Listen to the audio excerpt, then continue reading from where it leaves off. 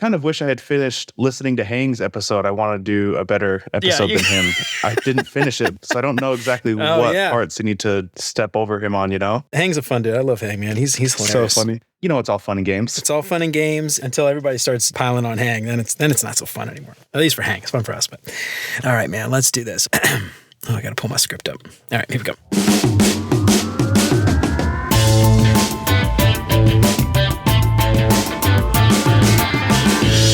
What's up, UX fam? How's your mom and them? Welcome to another episode of Beyond UX Design. I'm Jeremy. If you're new here, welcome to the show. I am super stoked to have you. And if you haven't done it already, please consider subscribing to the show wherever you listen to podcasts. And if you are a regular here and you feel like you're getting something out of the show, then I would really appreciate you leaving a 5-star review. Not just 5 stars, I'm talking about a couple sentences too. That'll help me out so much more than you can imagine. So this week's audiobook recommendation is Nobody Wants to Read Your Shit and Other Tough Love Truths to Make You a Better Writer by Steven Pressfield. In this book, Pressfield serves a blunt reality check to aspiring writers. Crafting content that resonates requires hard work and a deep understanding of your audience. And the book emphasizes the necessity of self-editing and understanding the nuances of storytelling. And Pressfield's candid advice pushes writers to refine their work, ensuring that it stands out in an extremely crowded landscape. And his tough love approach serves as a guide for writers aiming to truly connect with readers. And while this book is not talking about writing online for social media specifically, it's all about creative writing. And isn't that what writing on social media is at the end of the day? Another form of creative writing? So head on over to beyonduxdesign.com/audible trial to start your free trial and download Nobody Wants to Read Your Shit completely free and help support the show in the process. And as always, thanks so much to Chris, Siraquan, Stacy, Radu, Megan, Andrew, John, Mark, and Kevin for all their support. And if you want to join those fine folks and help keep the show independent and ad-free, you can become a patron for as little as $3 a month. That's less than $1 an episode. And if you do that, you'll get some sweet, sweet perks for your support. And of course, if you think the show is worth sharing, then I would love it if you told some friends. So you've probably heard that advice to put yourself out there or start posting online or a bunch of things like that. And that alone, for a lot of people, can be super terrifying. But what happens when you actually start to do it? Well, I started posting pretty regularly on LinkedIn, I think last December, and I'm still relatively new to this whole game, to be honest. Pretty soon, I started feeling pretty anxious. And I imagine a lot of people out there kind of feel the same way. Well, first person I met, I think Trevor, you were the first person I actually met on LinkedIn. I met Trevor. He's posting online all the time. We got to talking about all of the pitfalls that you kind of run into as if you're posting online pretty often. And so one of the things I wanted to have Trevor on today was to talk about some of those things. We say put ourselves out there, we get in a vulnerable position. What do we do? How do we deal with it? So I'm really stoked to have Trevor on today. Trevor Nielson is a seasoned designer with a decade of experience in the industry. He spent half of his career working in branding and marketing and the latter half on product design. And having spent significant time working in startups, he relishes in that fast-paced environment and the ability to make a significant impact as a designer within those small teams. And outside of work, Trevor loves basketball, both as an active player and an avid spectator. And in his spare time, you'll often find him hanging out with family and friends, hitting the gym, struggling on the golf course, listening to audiobooks while doing yard work, and creating content for the design community out there on the internet. Trevor, welcome to the show. I am so excited to have you on, man. How's it going? Man, thanks for having me. This is fun. Yeah, dude, absolutely. What I want to talk to you today about, you post pretty regularly on LinkedIn, and you've run into some of these pitfalls, and I really want to understand from somebody who does this quite regularly. I'm sure you go through some of this stuff. I want to hear all your thoughts about how you deal with it, all that stuff. But first, before we get into that, you got an interesting background. Tell us a little bit about you, how you ended up getting into product design, and then ultimately, I'd love to know what made you start posting online all the time. Oh, man. Good questions.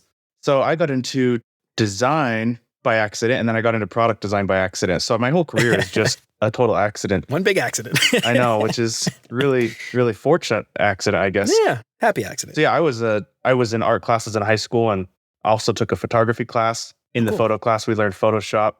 That was my first taste of graphic design, taking art and applying it to a screen. So did that. Then a few years later, a buddy of mine had a video company and reached out to me to get some help doing graphic design for his video production company because he knew in high school I had done a little bit of design work through that photo class. I also had some art classes in high school. I had to create like a portfolio for AP Art. Oh, wow. Okay. Created like an ad campaign for snowboard gear. Oh, that's so cool. So that was my first logo. I should post that sometime. It was my first logo I ever made. I would love to see it.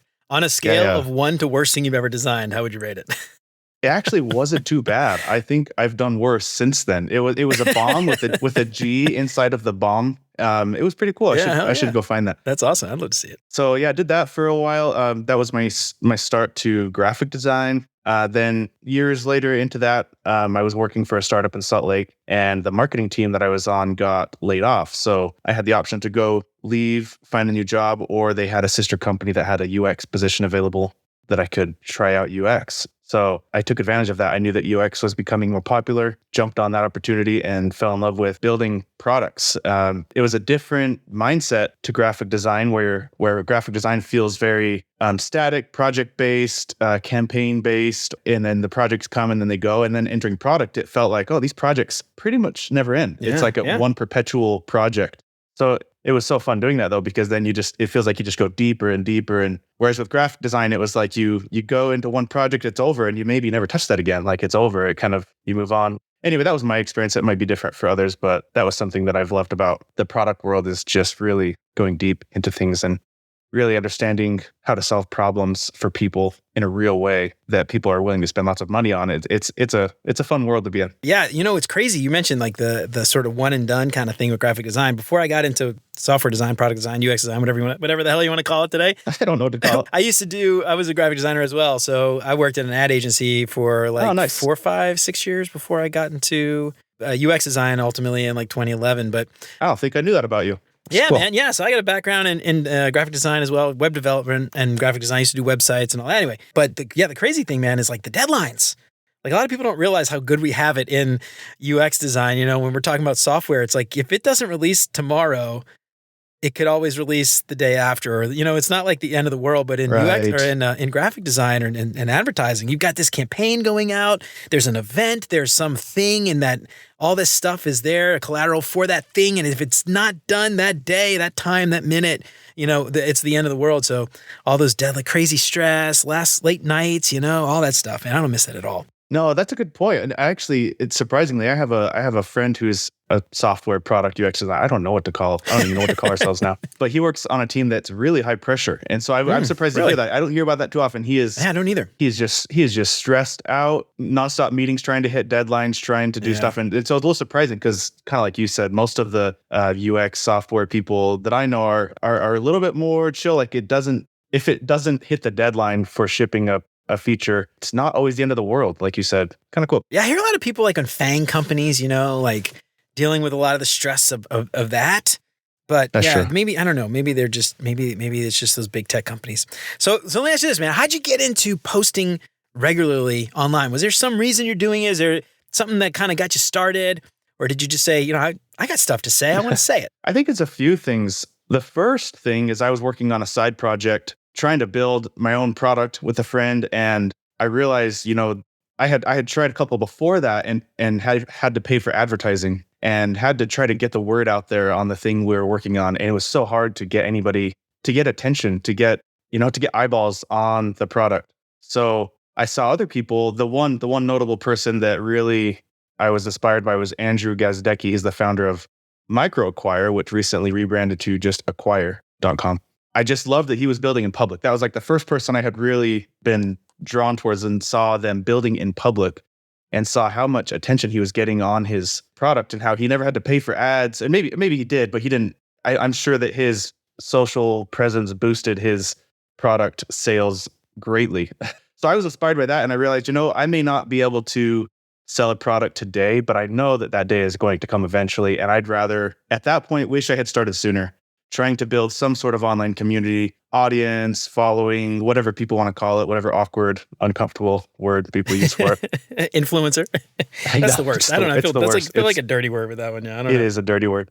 But I realized, I'm going to want that someday. So why not start now? Because it's something that I recognize that you don't build that overnight. So that was one reason. Then also the fear of just being laid off from work, and realizing that it helps so much to have a network of people that you can reach out to if you need work. Or same thing if you have a friend that gets laid off from work or is looking for work, to be able to reach out to your network to help them, there's just so many benefits. And then one that was like a dark horse reason for starting to write online that I didn't realize was one of the things is I just love writing. Oh, wow. And it's so like years ago, I actually wanted to write a book, but I just didn't even know what to write about. And then I was like, it's just so formal. I don't want to like sit down and write chapters and have to edit it. Like that just sounds that sounds so hard. But then realizing now I've been writing online for a year and a half, I'm like, oh, I have enough stuff. I could probably take a bunch of that and have multiple chapters in a book just from having written online. So I think there's just so many benefits to it that, it's hard to justify not writing online now at this point. I totally agree. And this is why I wanted to talk to you today,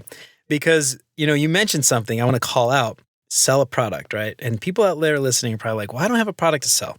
And the thing that I stress all the time is like job hunting, your portfolio, your resume, your skill, the person you're trying to sell to get paid to do a job is the product. You are the product. You are a product. Yeah. Exactly.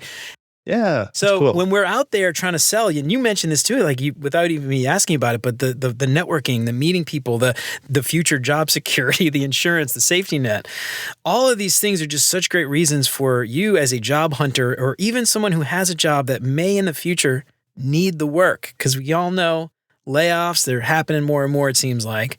It's only a matter of time, which is unfortunate. But that whole idea of you as a product to sell, it's critical.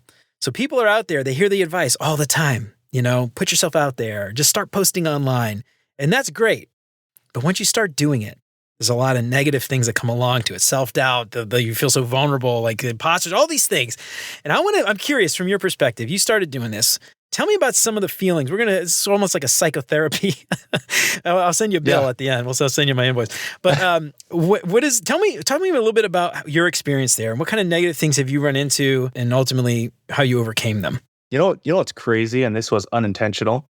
I just experienced a lot of these things yesterday. Oh, wow. Timely chat. So I've been writing just on and posting on LinkedIn, and that's it. I just kind of follow the advice of start with one platform, otherwise you get too burned out, overwhelmed. But recently I've been thinking, man, I have so much stuff I could just repurpose over to Twitter, Instagram, or now Threads. And why don't I do that? Like there's so many designers I follow on those apps, but I don't ever talk to them, and they're not on LinkedIn. So it's kind of a bummer. There's not just like one universal social app. It's kind of annoying actually.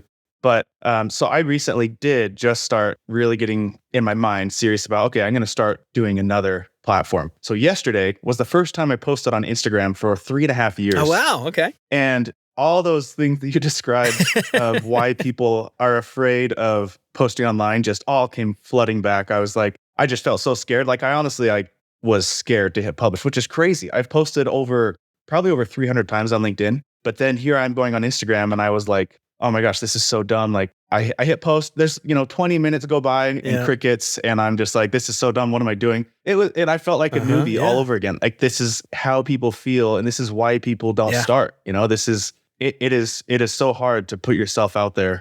And so I just feel like I'm putting myself right back into the shoes of any newbie content creator that wants to start doing something. And so I feel like I just totally I'm trying to relearn it. It's almost like, wait, have I not been giving advice to people on how to grow online forever now? Like, I don't know what to do. Yeah, it's just hard to take your own advice. I know. I was like, I need to go back and read my posts and figure out like, how do I do this? This is so hard. Well, what did you do? What was the result? Did anybody ever like it, or I don't know, what do you call it? Is it called a heart? I did. I think I got about 10 or 11 likes on there. All right. Yeah. So in the end, it ended up working out, I guess. Yeah. I don't know, 11 maybe isn't a lot. I mean, it's fine. And I think it just takes time. Like I tell other people, it takes a few months before you really start to see traction. So I'm like, okay, if that's the case, like I think I have like 200 followers on my old design Instagram account. So I'm like, okay, I'm going to give this a few months. And if you just post multiple times a week and engage with people, it is the engagement. That's all it is, really. It's just like joining the conversation, being a social person online. Exactly. I think that's it too. And what's kind of interesting when you mentioned that piece is, like, for instance, I mentioned I met you. I think you were the first person, and then over time I met people like Jeff White. People like Hang. Pretty much everybody I've interviewed on this show I've actually met through LinkedIn, with a couple of exceptions of people that I actually knew prior, just from, back in the day. And what I found, and I'm curious what your perspective is here, I felt very alone. Like I was just posting. I'm like, is anybody listening, or do people care? that kind of thing. And I started to meet people like you and Jeff. And it's like, and then I started commenting on your stuff. And then, again, and then you start commenting on mine. It's like all this sort of organic, just sort of relationship building kind of happened. What I found was it was almost like a support system in and of itself, because what I found, and this is, man, I think I told you this, but you were the reason why I started posting pretty regularly, to be honest. And I remember this so vividly, dude. I remember we talked about this when we had our one-on-one chat or whatever, like a few months back. But I was like, I'm sitting here like posting my stuff about my podcast and everything else. And you're like, people know you're selling something. And I was like, God damn it, he's right. Like people know I'm selling something. Like I got to start posting other stuff other than just, hey, listen to this thing because I want you to listen to my podcast. And that was the day that I realized it's like, it's not about just posting to post. It's about posting to start a conversation, have a conversation with somebody. And you can't just have a one-sided conversation where you're the only one talking. You have to like receive, you have to go back and forth. And, to me, the commenting part is like the listening. It's like, I hear what you're saying. Here's what I think back, and that's where I think like I'm curious what your thought is, but for me, it got easier when I started the engagement and commenting on other people's stuff. Cause then I realized it's like, it's a conversation. It's not just me trying to get up on stage and promote something anymore. First of all, that feels bold of me to come out and just tell you that on our last call. I vaguely remember that, but no, it wasn't a comment. It wasn't a comment. It was like it was a comment on LinkedIn. Okay. Yeah, and then we had a conversation after, or maybe we had a conversation and this interaction happened afterwards. I don't remember exactly. But at some point, it was a comment on LinkedIn. I actually get it and frame it, like print it out and put it up like the dollar bill, like my first dollar or whatever. Nice. That would be an honor. But yeah, no, it was, anyway, I don't know. I think it was a comment. Anyway, sorry, I didn't mean to interrupt you. Go ahead. No.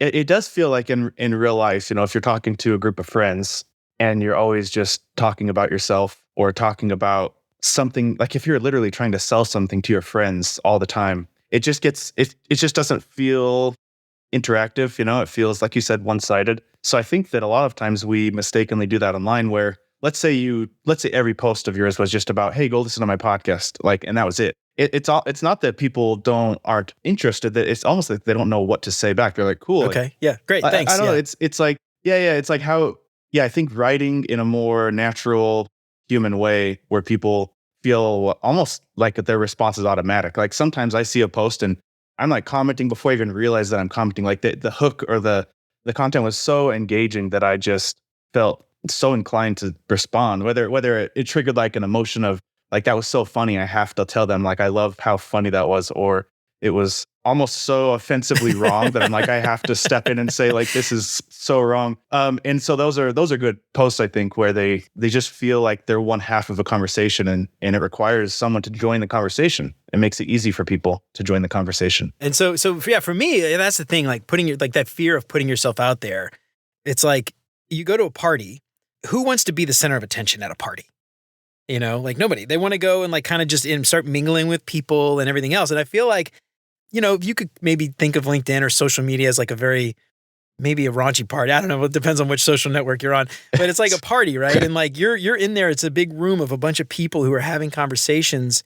You can't just start expecting people to talk to you without you also talking to them. And so I think that fear of putting yourself out there, if you start, maybe even maybe a good way to approach it too is not even post necessarily, but just engage first.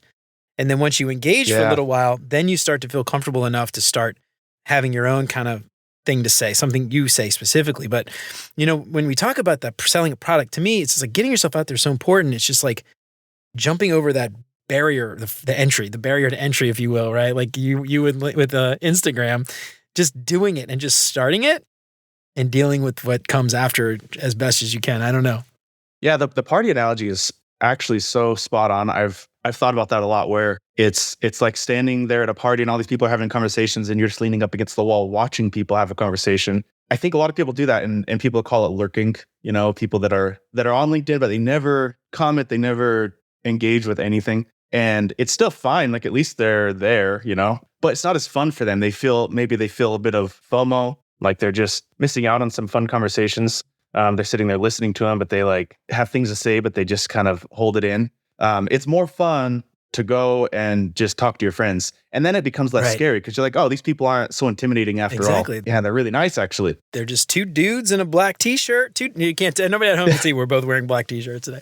Just two dudes in black t-shirts talking about design. That's it. So we talked about the fear of putting yourself out there, just sort of getting over it. Now, there's other things once you start to do this. The thing with, design Twitter or LinkedIn, something like that is all these people are showing their like really cool work, their portfolios. You think they're better than yours. And you start to get, sort of like this, you start to compare yourself. This, you're envious maybe, or this pressure, which can ultimately lead to something like imposter syndrome, right? And I'm curious, is this something that you've experienced? I mean, you've been doing this for a long time, so maybe you don't feel the same way as somebody who's just starting out in their career. But I'm curious, is this something you've run into, or maybe you felt something different? And how do you cope with that? Oh no, it's definitely real. Man, there are so many talented designers out there. So it is hard because you see how talented they are and you just see the gap all the time from where you're at to where they're at. And it's also kind of a double-edged sword where it's this benefit of seeing all these great designers and learning from them and being inspired by them, and also feeling this deep feeling of sorrow of like, why am I not as good as them? So I think that's a hard one. Or another one is not necessarily the quality of their work, but just seeing other people build so many great things and maybe knowing that you are capable of it, but you're not doing it because maybe you don't have time. Maybe you just haven't had the right motivation. So there's just so many opportunities to feel discouraged by seeing everyone else doing big things. And so it's tricky. And I think the challenge is to see it as inspiration rather than comparison. Yeah. And that's the hard part. And I don't know exactly what the golden answer is for that. That one's hard. But part of what does help me is joining the conversation. Like instead of just sitting back and watching all these people doing things, comment on their posts, talk to them, ask them questions about what they're building. Hopefully you try stuff yourself. Hopefully behind the scenes, you're trying something, you're trying to build things too, so that you kind of feel like you're making progress towards whatever your goal is.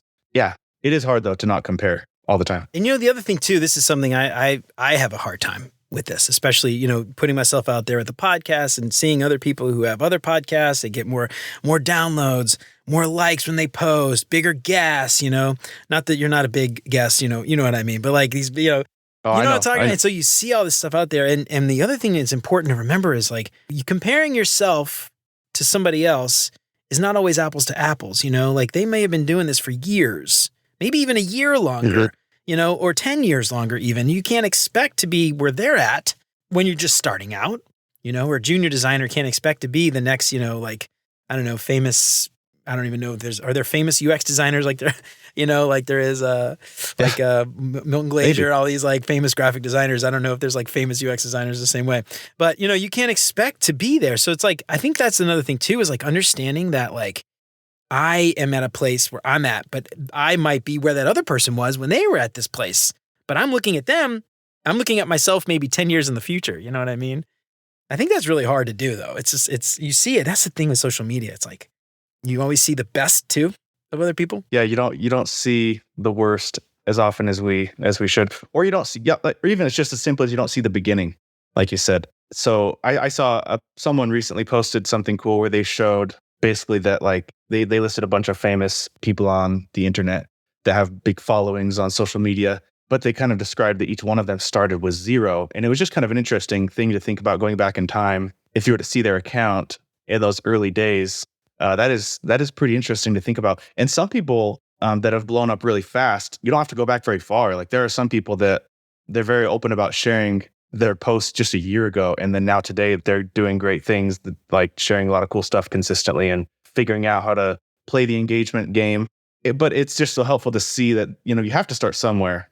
And it's such a cliche thing. And people always comment on how cliche it is to say it, of just getting started. But there's something about getting started that just breaks the ice. And there's a lot of anticipation and anxiety from hitting post. It's literally, like I said, just yesterday, I was like, the post was all ready. I had a picture and then some text, and I was like, just hitting post, like my heart rate went up. I was like, this is so dumb. Like, why am I afraid to hit this? You're like checking your Fitbit. You're like, what's my heart rate? Why is my heart rate about to go off? Yeah, I was like, why is this? But it's real, it's real because there's real people on the other end that see it, and they have the freedom to criticize you if they want to. And then for me, starting, like, I think something you said was really important, that once you start to make friends, a lot of that fear just goes away. Because even if someone did say something pretty gnarly about you, you're going to have friends that are going to step in. Back you up. Yeah, exactly. Yeah, they're going to step in. Just like at a party, if you're the only one at a party, you have no friends, that'd be so scary. But if you go with your friends, you're just like, oh, this is easy. So social media and posting stuff on any platform is so much easier once you start to make some friends. So yeah, that's a huge piece of it. Okay, so you mentioned something I want to dig into a little bit, is criticism. When you post online, there's this always, I know you and I have talked about this, like, too, like people coming in like trolls and stuff, kind of mess with me. That's a very real thing. And on the internet, it's anonymous. People can say whatever they want. How do you deal with that? How do you deal with the criticism, and especially when it's unwarranted, but even when it is warranted, how do you deal with the criticism?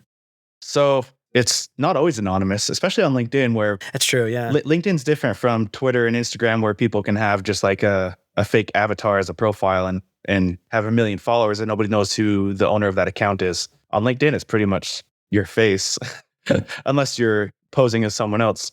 But so I feel like on LinkedIn, it's a little bit more tame. I would say. At least in my experience, I see design Twitter, people sometimes just go crazy saying the meanest things. And I think it's because the anonymity makes it a little easier to say whatever you want without any consequences. Yeah, it's unfortunate. Whereas on LinkedIn, like, at least most people will hopefully realize, there's employers watching this, or they're my coworkers or potential clients are watching everything I say, or they have the option to see anything I comment.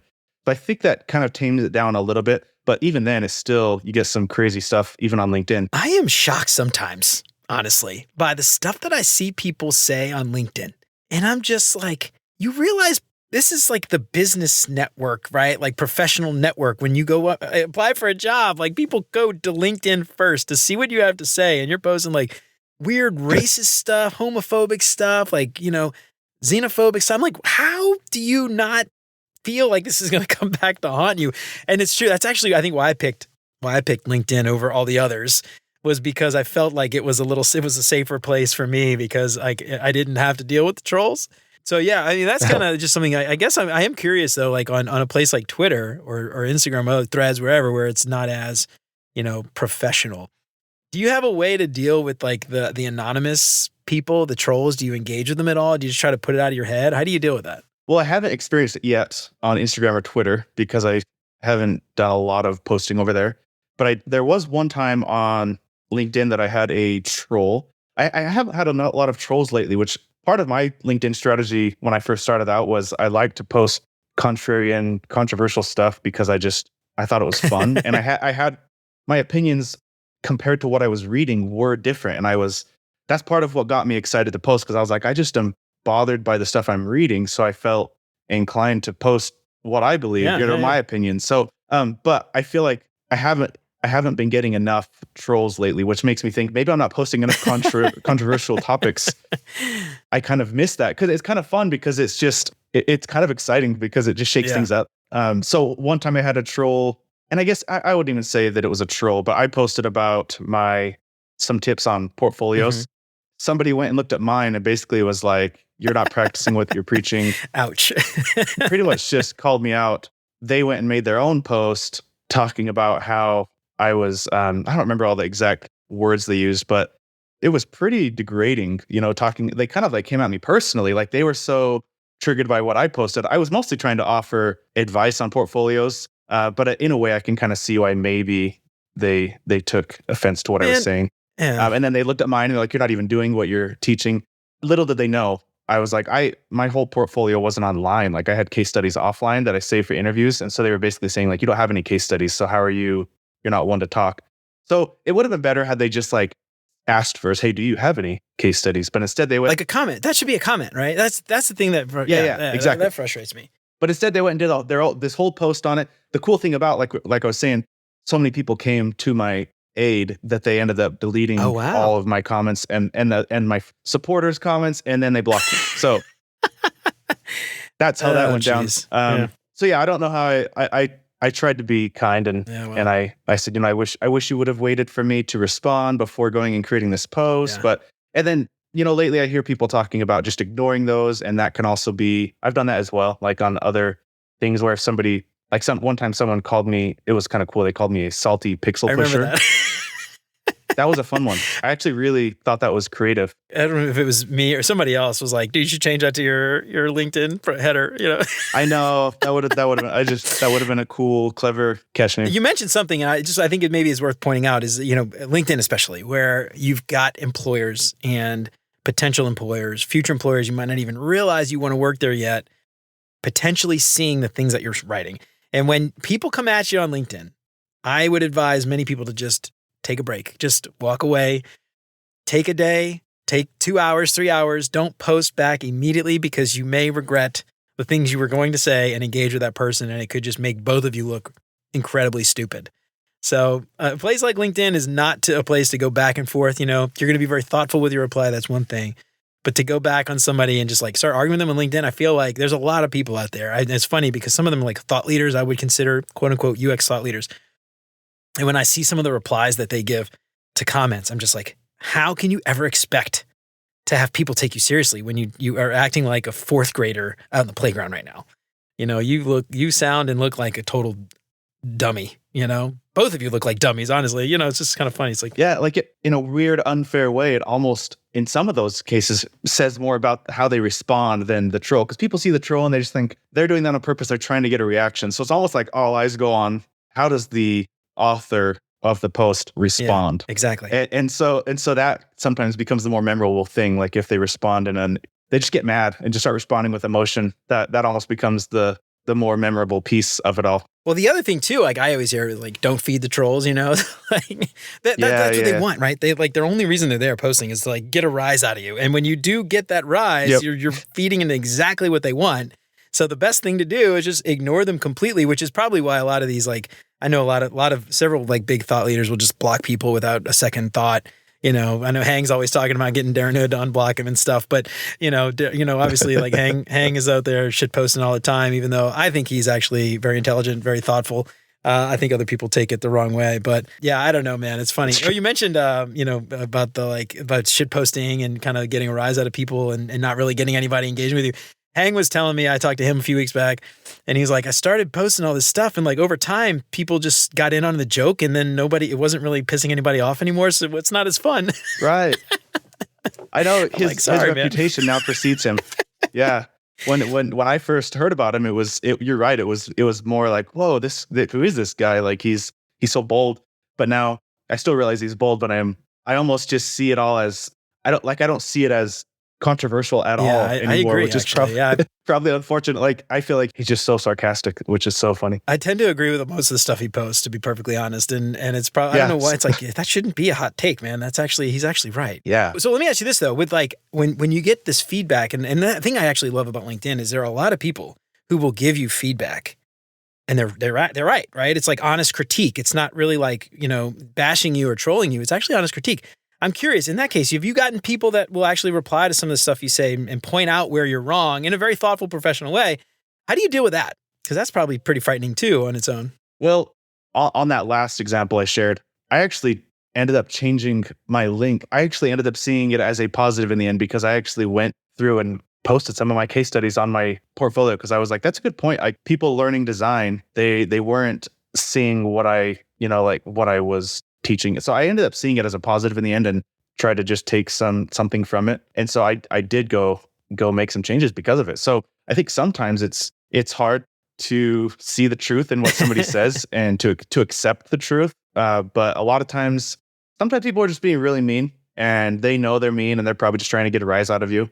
But some people that really do take the time to elaborate on what they're disagreeing with, often they have some truth in there. Even though they have a poor delivery, think that there's often some truth in there. So like you said, it helps to just pause and not react out of anger. And that's one of the benefits of it being online is that if you're face to face, you have a moment to respond But where you're online, you don't have to respond. You can wait hours and respond later. You can cool off. You can think about it. You can type out a response and reread it. You can share it with someone else, see what they think, say, hey, is this a good response? So I think that would be wise for people to slow down a little bit sometimes when getting these responses. You just mentioned something that I actually hadn't really thought about before, but sharing it with somebody else, because I feel like one of the things, at least for me, when I started posting a lot, I didn't really talk to anybody about the stuff that I was posting. I didn't get their thoughts before I did it. I didn't get their thoughts after. How could I improve it? And the interesting thing, if you think about like you as a product, right? Like you're selling a product, but the stuff you're saying is a product. You're trying to get people to maybe not give you money for your post, but exchange a view or a read or a like or something in exchange. So in essence, those posts become products in and of themselves almost. And so you always want to iterate and change over time and improve, right? And that's something that I think a lot of people think is just like, I'm just going to do it, not tell anybody. I'm not going to try. You would never just do designs and publish them without getting feedback from your team. Yeah. Right. So it's very similar in that regard. Like maybe the stuff you're posting does suck, get feedback on it first. And then, or have a couple friends. Maybe there's like a group of people that you can share some ideas with before you actually post to build some confidence. Because at the end of the day, the whole point, I think, of this again is to improve your lot in life in a way, over many ways, right? Like the network you talked about, the opportunities for job, get people to see you as an expert and trust your work and maybe hire you. So, don't try to do it on your own. I think that's something like it took me a long time to figure out. And I just want to call that out. I love that you mentioned that, like having people. But I'm curious, you got anything to elaborate? I talked a lot. You got anything to elaborate on that at all? But you talked just the right amount. Thanks. So I think that's a great point. And you and I were in a couple of private Slack designer communities together. And randomly, yeah. So I've done that before where even before I post something, I'll take a screenshot of it or copy paste the text and share it with a couple of people and say, hey, what do you think about this? Is this too unhinged? And I've had designer friends say, yeah, that's probably a little too much. And so then I've changed it up or not posted it. And then sometimes I think it's great to just build and iterate in public. So kind of like you're saying with design, sometimes you just got to ship it and then gauge the feedback from having it be live out in the wild. So sometimes it's fun just to post without telling anyone what you're going to post, which is mostly what I do. Like I just share it and then kind of gauge the response. Did this one flop? Why do I think it flopped? And then if it did flop, take a screenshot of it, share it with some friends and say, hey, why do you guys think this one didn't do well? I've actually had some great feedback from Juan Ramirez, who is a great content creator, great designer. He's shared some very honest feedback with me that's awesome. helped change the way I do, the way I approach writing posts and creating content. So yeah, I definitely think there's a lot of power in not going alone, asking for feedback. Just like you said with design, you wouldn't ever just never get feedback. It's great to just share it with people, see what they think, people that you trust. And it'll pretty much always unveil something that you didn't realize because we're just too close to it, So we talked a lot about this idea of a community almost and building relationships, going to a party. I'm just kind of curious, do you have any thoughts for people out there who are thinking about starting this? How do you find that party? How do you find that group, that community? Do you have any advice on maybe how to use a place like LinkedIn because you're most familiar with that? But or maybe you could talk about what you're doing on Twitter or Twitter and Instagram now. How do you find those people? What do you do? Is there a method? Is there a technique? Is it just randomly searching and following people and going from there? Well, if you're just like opening up Twitter for the first time, I don't even know. That would be hard. I feel like most people have been on it for a while, and that's why they want to start doing something because they see other people experiencing some sort of benefit that they want. So I think it's rare that somebody just opens it up and has to just go search for people. Most people have a few people they follow. So for one thing, you mentioned this earlier, one great way to start is just to start commenting before you ever post anything. Just spend a month commenting a few times a day. It could be just like 2 or 3 comments per day. If you want to go crazy, some people go nuts and do like 30 comments a day. That's a lot. Yeah. No, I don't know who has time for that, but I've seen people do it. But just comment, just be social, meet people. One way to meet people that are similar to you that maybe don't have if you're just starting out, you don't have a massive following or anything is look at the comments of the popular ones. because that's a great place to start too, because that's how you know they're active. If somebody else is commenting, you know that they are not lurking. They are probably doing the same thing you're doing. You're trying to be part of the conversation. So yeah, look to the comments, check on people's profiles. If they look interesting, follow them, hit the bell so you get notified when they post. Try to always post on their stuff. There's a lot of familiarity that comes from that. I'm always a little bit baffled by people that just reach out of the blue and they're like, hey, do you have any job referrals for me? Right. Exactly. Yeah. And it's like, I don't even know you. I don't even know anything about you.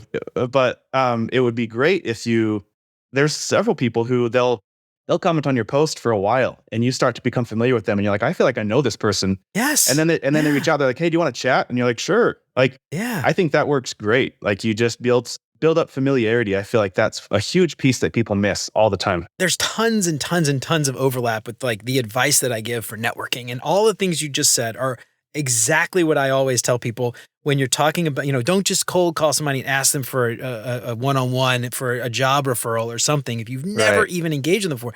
So this whole idea, the whole point of the show today, the topic is to deal with what happens when you start to post online. But I think that exact advice you're giving is how you cope though, right? Like that's how I tie all this back together, because it's all part of networking. And networking, you have to put yourself out there. But then when you do, you get all nervous and, oh my God, everybody's looking at me and they're laughing at me. And oh my God, I don't know what to do. But like once you start exactly like you're saying, that exact advice to me is how you get past it. Right? Like that's exactly, ultimately for me at least, that's what makes me comfortable posting online. And you mentioned that, like, commenting, finding the people who comment, following them, seeing who they comment on, who comments on their stuff. Then it's like a network and a web, and you start to realize there's a community there. Yeah. And there is that little party, right? And everybody kind of talks about a similar stuff. And it's funny because you mentioned going on Twitter. I think I talked to you about this. I have been banned so many times on LinkedIn. Or not banned, I've been suspended. Suspended, yeah. I have no idea why. I'm not using Shield. I'm not using any of those other apps, but they keep suspending me. And so I said, like, oh my God, like LinkedIn owns my audience. What do I do if I get suspended forever, right? Right. So I was like, let me go on Twitter. And I went on Twitter and I had that exact thing that you're doing right now with Instagram. I had no idea who to follow. I had a brand new account. I had deleted my Twitter account years ago after I watched The Social Dilemma. Do you ever watch that documentary? Right. Yep, I did watch that. Yep. So as soon as the credits rolled, I deleted my Twitter account. Facebook too. That's a good documentary. So anyway, but when I was like, oh my God, I'm going to lose my audience. I need to go back on, like try to build an audience where, Elon Musk isn't going to block me. I know that's for sure. So, that's true. Anyway, but it was so overwhelming. I was like, nobody's following me. I don't know who to follow. I just I stopped posting on Twitter. I did it for like a week and I was like, I can't do this. This is too overwhelming. So anyway, I totally feel you on that, initial phase of trying to build an audience and knowing where to start. I had no clue where to start. Yeah, I think a lot of people are experiencing that right now with Threads because it's a new social app for everyone. Yeah. But a lot of people are jumping in and trying to do something with it. And it is a little weird when you do have one platform where you do have a community and then you're starting on one where you have nothing. It's kind of exciting, but it's also kind of boring because you're like, I don't have anybody to talk to. It's like, right, exactly. You're like a kid moving to a new city and having to go to a new school. Can I sit at the lunch table with you? Yeah. Yeah, right, exactly. Yeah, that's hard. Well, let me ask you this. Are you on Threads? You're on Threads, right? You started? Yeah, I posting a little bit. Don't know what I'm doing there, but I did share a few dumb thoughts. I don't either. Yeah, I just started. So I actually, one of the things for me with Twitter was like, I really don't like Elon Musk. I don't like his politics. I don't like the stuff he says. I don't like what he's doing. I don't like the fact that he's not policing some of the hate speech and stuff on Twitter. I'm like, I'm done with Twitter. I can't do Twitter. But Threads, not that I like Mark Zuckerberg necessarily, but he's better than Elon Musk in my personal opinion. So I got on Threads and it was the same kind of thing. I have like 5,000. I'm not like super popular on LinkedIn, like 5,000. And on Threads, I have like 90 followers or something, like less than 100, and I'm like, I don't know who to talk to. It's the same kind of thing. I'm like starting over, so I'm like kind of going through a lot of the stuff that we're talking about, on Threads. It's kind of crazy. It's bizarre. Yeah, you feel works. a lot of those old, insecurities of when you first started on LinkedIn. It's like, yeah, it's just more fun when you get more engagement. That's just the truth of it. It's more really fun. It's more encouraging. People will say what they want about likes and follows and whether it's real or not. But if you're going to use the app, that's what everyone expects. Everyone wants to get likes and follows. That's how if you want to sell something, that's that's the best way to do it. If you want to have fun and talk to people and learn stuff, you need to get some engagement on your post. So it's one of those weird things where people kind of are uncomfortable saying what the ultimate goal is, but everyone has a common goal if you're actually on the app and commenting and posting. I mean, it is at the end of the day, it is sort of entertainment. I mean, I think there's a utility to a place like LinkedIn, like job hunting, finding jobs, things like that, networking for work, for professional reasons, obviously. But at the end of the day, I mean, it is all entertainment. I mean, it's fun. Like I enjoy like commenting on your stuff, other people's stuff, like I do the same thing. I have you, Jeff White. I've got like 5 or 10 people that I have like the little bell. And when I get a little notification, I actually turn the notifications off on my phone. But when I open the app, I get the in-app notifications. So I'm not getting notifications all the time. Same. I turn off all notifications on social media. But when I open the app, I have the notification. Yep. So I go and like post in like, hey, check it out. This is a cool thing. What I actually started doing recently, because I just can't stand the noise. And I wonder if this would be helpful for somebody else who's kind of nervous about this. I created a Notion file, and I've got like 15 or 20 people on the Notion file. And I link directly to their activity. Right. Ooh, and I was cool. doing this trying to avoid getting suspended again, because I found that whenever I viewed a lot of profiles, I would get suspended, which blows my mind. It's like I'm using the stupid social app in a social way and I get suspended for it. It just blows my mind that LinkedIn punishes you for that. I have a question. When you open that Notion file, do you open each one of those activities into a tab? One at a time, because I think you were the one, somebody mentioned, or you mentioned that if you have too many tabs open, it thinks you're scraping the data. So yeah, LinkedIn told me, the support told me that one time because I got suspended and they were like, don't open too many tabs at once. So yeah, I wondered if that was maybe your issue. So I think I heard you say that. So I've been conscious of that. So now I ignore all the noise though, which is the reason why I'm getting at this is just I don't get the sort of, I follow the people that I want to follow and I don't see all the other junk. And I feel like for me, that's helped my kind of mental health a little bit. Because I don't see all the other crap that I just don't care about, out of sight, out of mind. And it lets me see, so you have to say other people, but I don't see all the other crap, which I feel like gives a lot of other people anxiety. Gave me anxiety. I wish all these social apps had a way of turning off the news feed or the main feed, but that's like where they promote ads. So it wouldn't make sense for them to do that because that's where they make money. And so it doesn't make sense to do that, but that would be ideal for it. It's such a weird thing because we all know social media is so bad to use it too much, but it's so hard to do business without it. It's like this necessary evil that we all live with, and we're trying to figure out how to use it, but not be overcome by it. Well, that again, that is the main point of today's episode, to like round it all out, come back full circle. You got to use it. Like if you want to find a job and you're not on LinkedIn, I feel like you're going to have a lot harder time finding a job than someone who's online, posting their thoughts, posting their work, building in public.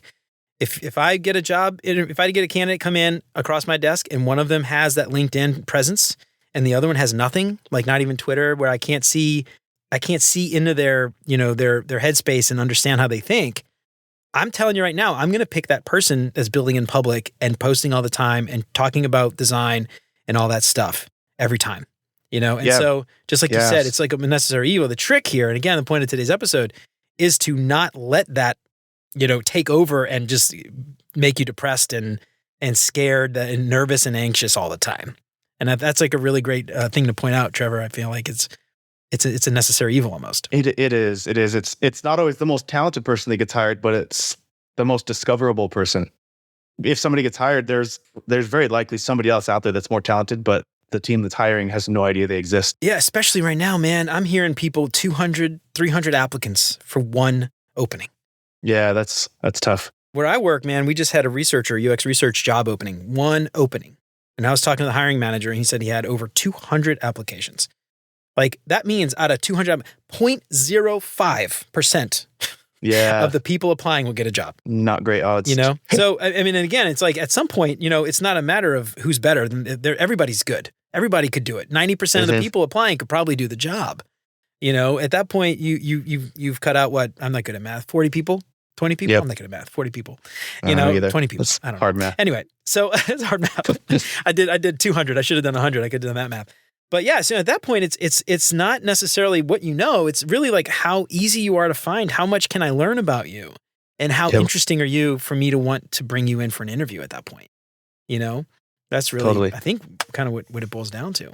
Yeah, and it's a hard thing to do. I know I have friends who want to do the whole social media sharing their thoughts, and they're really smart people too, but there's so many barriers, so hopefully they find their tribe, start overcoming those first barriers, and it gets easier. It for sure gets easier. That's one thing I've learned. I think that's the key, man. If there's one takeaway for this episode today, it's like, yes, there are pitfalls. Yes, it's scary.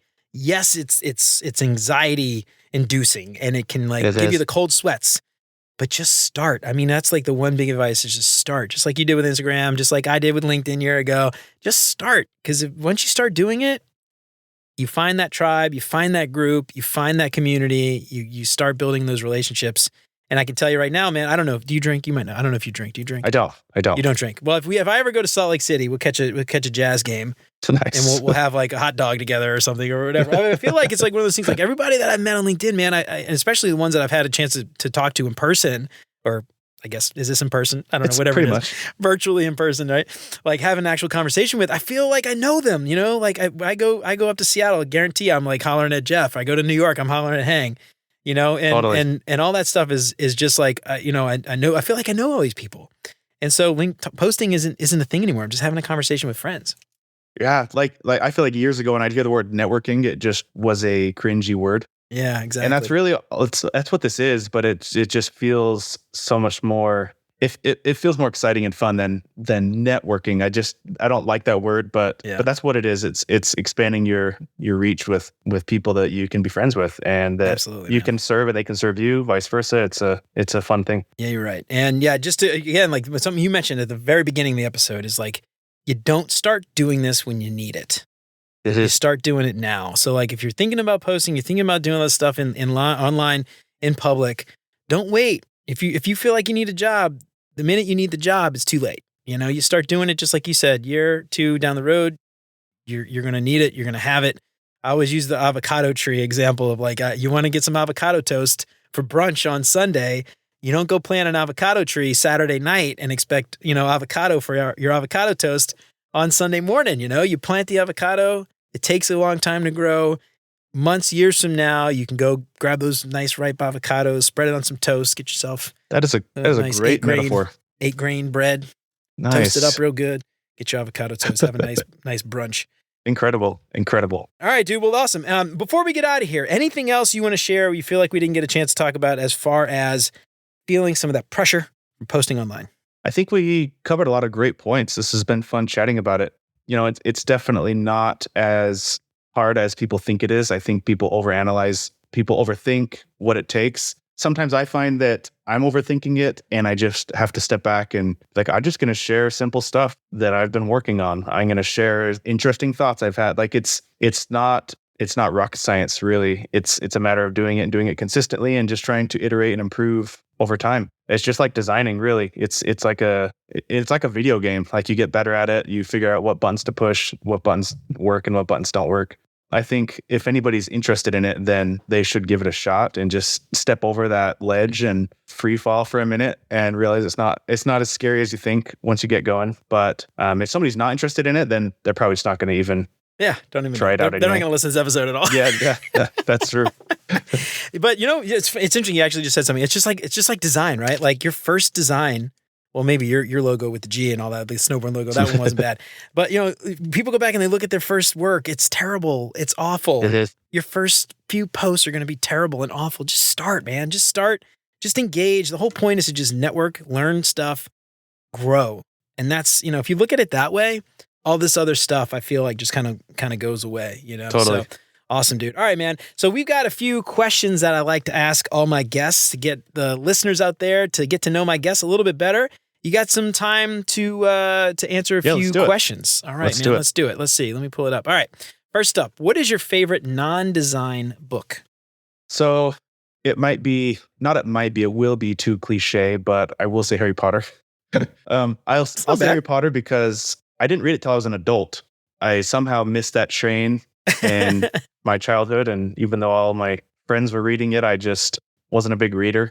So as an adult, I listened to the audiobooks with Jim Dale. He's a great narrator. Oh, and I listened to it while doing design work and had so much fun listening to it. It's one of the few books that I've revisited and listened to all the way through more than once. So that's really cool. Do they do like character voices and stuff in the audiobook? Oh, cool. Yeah. Is it one person that does all the voices or is it like multiple? Oh, wow. Oh, that's cool. I'd listen to it just for that. Yeah, that's I know. Really cool. It's more fun than reading it. He does a great impression of every character.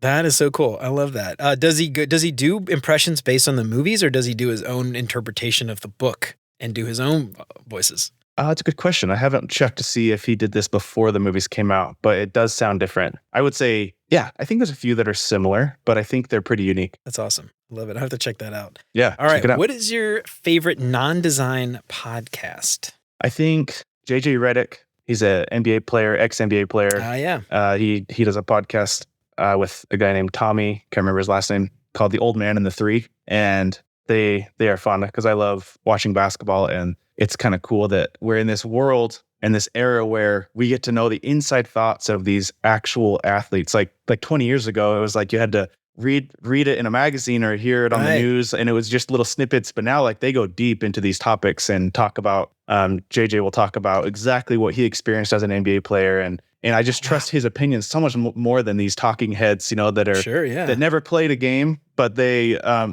it's just so cool that he's this really talented player that now podcasts and talks about his thoughts. It's so cool. Yeah, that's awesome. Yeah, so you mentioned you're into basketball before. You're in Salt Lake City, right? I'm about an hour and a half from Salt Lake. So yeah, the Utah Jazz. And so the Jazz are in Salt Lake. They're Utah Jazz. They're in Salt Lake. Salt Lake. Okay. Yep. Yeah. So that's cool, man. Yeah. So the Jazz, little connection here. I'm from New Orleans. Oh, right. They used to be the New Orleans Jazz, which that's true. That's where they got makes their name. A lot more sense with the name. Yeah. It does make more sense. So yeah, we didn't have a basketball team, man. Growing up, I never got into NBA. I never got into basketball because we never had an NBA team. And then we didn't get the Hornets until like 2000. So I was already actually out of New Orleans at that point. I was at college. Okay. So I never really got into like NBA stuff. We never really had that team. And then the Hornets left, and then we got the Pelicans. Or no, the Hornets changed to the Pelicans. Then Charlotte got another team, which is the Hornets, but different team. Right. So It's kind of interesting. Anyway, Pelicans. But yeah, so now my buddy Derek, actually, we have another podcast, Retro Time. He's a big Pelicans fan. But cool. We used to go to the Pelicans games. We'd get like the half season tickets, and we would do, back before I had kids, and we would do the Pelicans games and stuff. Those were always really fun. Oh, that sounds fun. But yeah, Jazz is all we've got, really. I mean, we have Real Salt Lake, it's a soccer team. Oh yeah, okay. And soccer is becoming more popular, I think, over time. Yeah. And but we might be getting an MLB team. Really? Yeah, I just got an email about it. There's like some focus group, and they're trying like a new team, or I think so. Would a team come? Oh wow, cool, man. I don't know all the details. I need to check that out. Yeah, but I know we moved to Cincinnati actually, and now we got the Reds, obviously, and the Reds are doing really well this year. But I'd never been to an MLB game before we moved up to Cincinnati. I've never been to one. That sounds fun. Oh, dude, since the Reds games are cheap too. It's like $15. Oh, nice. And you can bring your own snacks. Like they let you bring a cooler in with water and stuff. So like it's cheap. It's like, you don't have to spend $10 on a soft drink. I mean, you could bring your own snacks if it fits in that little handheld cooler, little soft cooler. You can bring it in. You bring your own peanuts. It's awesome, man. So it's like relatively cheap. We live right across the river from the Reds stadium, so we can actually walk to the games, which is really cool. We don't have to deal with parking and stuff. Yeah. So anyway, MLB games are fun. My kids last like literally 2 innings and we're done. Like 2 innings and we're out. We can't stay. They're just like bored as hell, But yeah, 9, that's a lot. I dig the games, but yeah, I know. Yeah, I dig the games. My kids, they're not into it. But anyway, all right. Where were we? We were asking questions about stuff. All right, what's your favorite meal? I would say a classic Thanksgiving meal is probably my favorite. Turkey, potatoes. I could swap out that turkey for like a steak though, but I just love like a classic hearty meal with some veggies, rolls.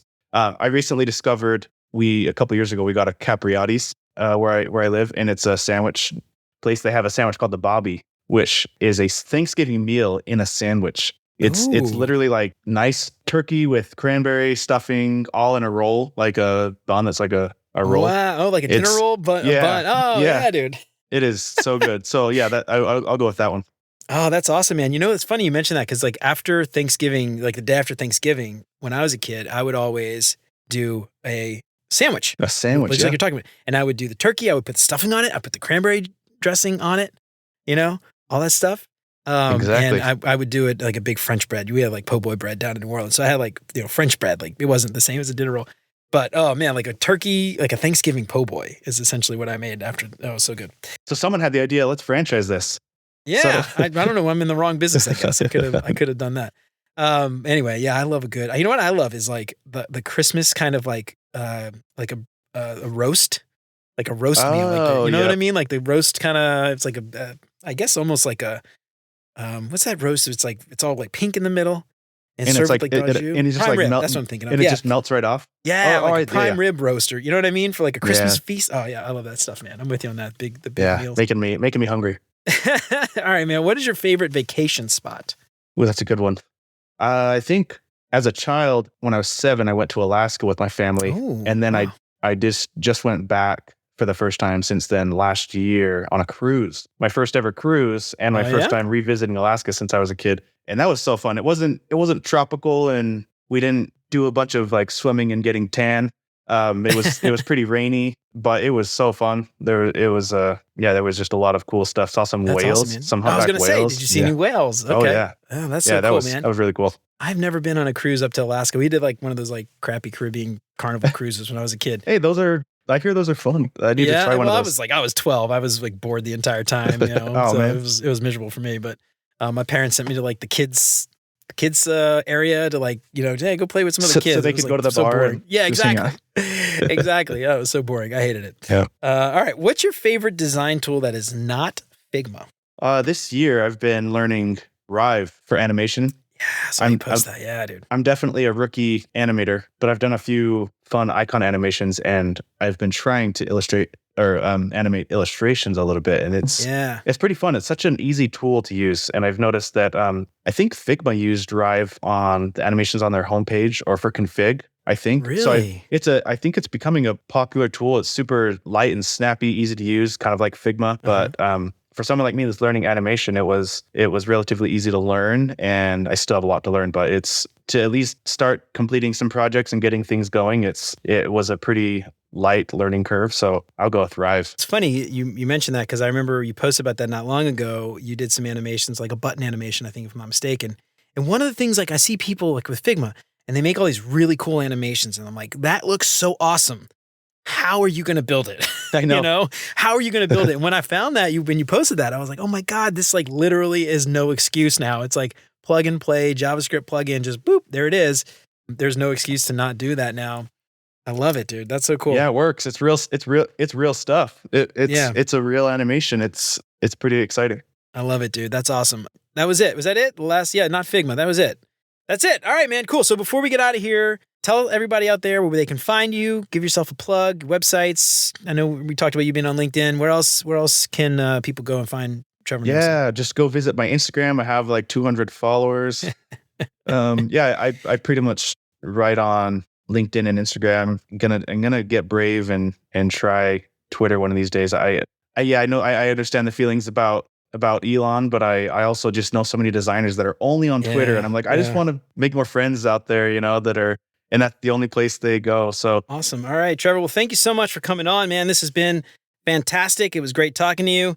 So everybody out there, go find Trevor, go follow him, go engage. Remember, you got to like, you got to engage, you got to comment, you got to reply, all that stuff. And Trevor will probably do the same. He'll probably reply to your comment, I'm sure. You know, at least like it. He'll engage for sure. Now I have to. And now he has to. I didn't put you on the spot, did I? All right, nope. Cool. All right, Trevor, thanks so much, man. It's been awesome. Yeah, thank you. Thanks for having me. Well, all right, y'all. That's it for Trevor and me for today. I hope we helped shed a little bit of light on what it's like writing online, all the pitfalls, but also the benefits. I hope we inspired you to start sooner rather than later, because remember, a year from now, you won't be upset if you just started today. But I'm curious, anybody out there actually start doing it and run into any of these pitfalls that we talked about today? How'd you get over them? How'd you get past them? What'd you do? I'd love to know. Let me know what you think on LinkedIn, or shoot me an email at hello@beyonduxdesign.com. I'd love to hear from you. And if you like what you heard today, don't forget to subscribe wherever you listen to podcasts. And if you feel like you're getting something out of the show, I would love it if you left a 5-star review. That would help me out way more than you know. And if you know somebody who might find any of this stuff useful, then why don't you tell them about it? That would be fantastic. If you want to help keep the show independent and ad-free, check out all those Patreon sponsorship packages at beyonduxdesign.com/support. You can join Chris, Siraquan, Stacy, Radu, Megan, Andrew, John, Mark, and Kevin by supporting the show for as little as $3 a month. And there are some awesome perks, like that badass holographic Beyond UX Design sticker. You can get a shout out on the show every week. There's even a package to meet with me for 30 minutes every month. Don't forget to head on over to beyonduxdesign.com/audible trial to download Nobody Wants to Read Your Shit by Stephen Pressfield. Sign up for a free 30-day Audible trial. Cancel at any time, and the book is yours to keep forever. And in case you forgot, I've partnered with audible.com, so anytime you sign up for a free trial, you'll help support the show. There's no obligation. You can cancel at any time, and the audiobook is yours to keep forever. So get a free audiobook on me and help support the show. Remember to sign up for the newsletter and check out all the past episodes along with all the show notes at beyonduxdesign.com. I hope you keep coming back for more great UX tips from Beyond UX Design. And until next time, remember, you're more than a designer because there's more to UX than design. I'll see you around. Take care, y'all.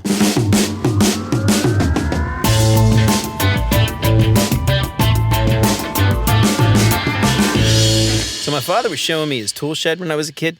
He pointed to the ladder and he said, "Son, that's my step ladder. I never knew my real ladder."